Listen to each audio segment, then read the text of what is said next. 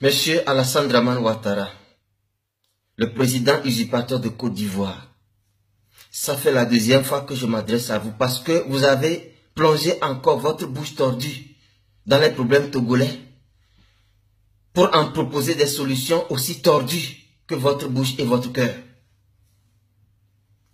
Selon vous, ce qui pose problème dans la constitution togolaise, c'est la France en aucun cas. Nul ne peut faire plus de 2 mandats.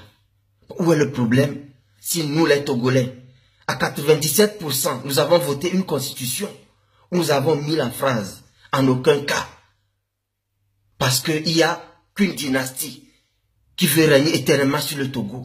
Et nous voulons mettre fin à ça. Au Bénin, ils ont mis un mandat présidentiel dure 5 ans renouvelable une seule fois.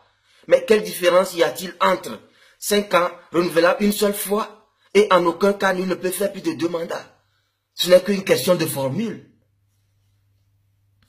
On sait la façon dont, M. Ouattara, vous êtes arrivé au pouvoir. Dans un bain de sang sans précédent. Vous, un Burkinabé à qui Houphouët-Boigny a fait honneur de nommer Premier ministre de Côte d'Ivoire. La Côte d'Ivoire vous a tout donné. Mais voilà comment vous remerciez ce beau pays. Voilà comment vous avez mis ce pays en déliquescence. Voilà comment vous avez détruit ce pays à telle enseigne que les Ivoiriens sont étrangers chez eux-mêmes. Et c'est les étrangers, les Libanais, les Français, les Juifs, les sionistes et vos acolytes. Blaise Compaoré et Burkinabé qui vient s'asseoir là-bas et prétend être Ivoirien. Voilà comment les étrangers règnent sur la Côte d'Ivoire. Et que ça soit la dernière fois que vous parlez du Togo. Parce que en Côte d'Ivoire, vous êtes assis vous-même sur une poudrière. Les rebelles que vous avez utilisés contre Gbagbo et contre la Côte d'Ivoire, la nature va les dresser contre vous. Parce que c'est la loi de la nature. Qui tue par épée, périt par épée. Vous êtes arrivés par les canons au pouvoir. Vous partirez du pouvoir par les canons. C'est la loi de la nature. Alors, M. Ouattara, vous n'avez pas de leçon à nous donner. On comprend maintenant ce que vous avez fait, pas ce que vous avez fait à Lomé. Que la CEDEAO n'est pas une CEDEAO des peuples, mais un syndicat des chefs d'État appelés à se défendre entre eux, à défendre leurs intérêts mafieux et les intérêts de leurs mentors, dont en première lieu la France et l'Occident.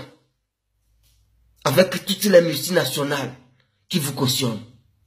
Mais cette fois-ci, la jeunesse togolaise est debout. La jeunesse africaine est debout.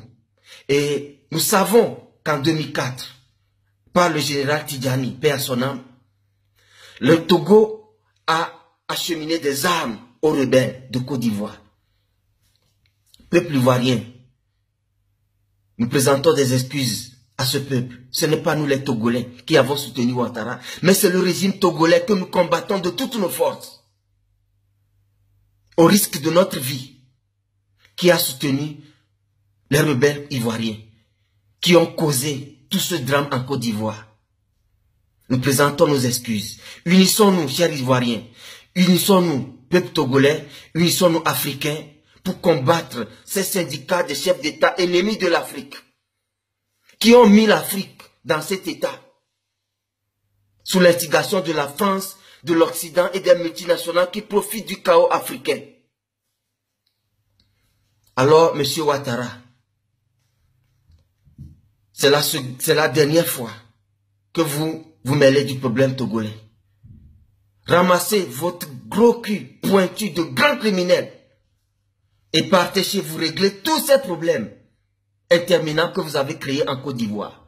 Cherchez à réconcilier ce beau pays qui a nourri tant d'Africains, où tant d'Africains ont connu la prospérité. Réconcilier ce pays avant qu'il ne soit trop tard. Parce que ce qui vous attend est redoutable. Vous avez semé, vous allez récolter. Peuple ivoirien, peuple d'Afrique, unissons-nous. Prenons conscience que ces chefs d'État, que ces politiques sont pourris et ne feront rien pour notre bien. Prenons notre destinée en main. Unissons-nous, levons-nous et imposons la liberté, la démocratie et le progrès chez nous, en poussant au dehors tous ces potentats, tous ces dictateurs imposés par la France et qui nous ruinent, et qui nous poussent dans la Méditerranée, et qui nous poussent dans la misère de jour en jour. Que l'Éternel bénisse la Côte d'Ivoire, que l'Éternel bénisse le Togo, et que l'Éternel bénisse l'Afrique. C'est votre frère et compatriote Jean-Paul Oumolou.